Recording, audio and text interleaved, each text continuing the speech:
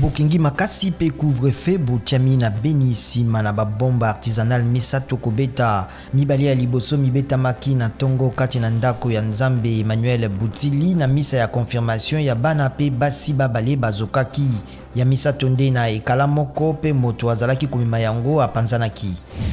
Koleka bato batano bakufi pe misusu bazoki epai ya États-Unis ebeti babomba wuto likolo na ndelo ya Syrie na Irak. Ezali basimba minduki ya Irak baye Iran epesaka maboko elobi Observatoire Britannique ya makoki mabomoto.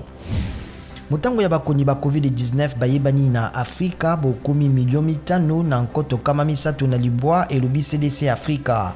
Afrique du Sud epai motango ya koleka mozali ekoti na bokangami ya mposo mibale. Mutango ya baye bazwami bakufa mozali kokoba komata mikolo minei nsima na bokweyisami ya immeuble moko pene na Miami na Floride. Nzoto minei pe bitiki bya nzoto mike mizwamaki lobi bolukuliki bozali kokoba po koleka bato nkama na ndambo nanu bamonani te.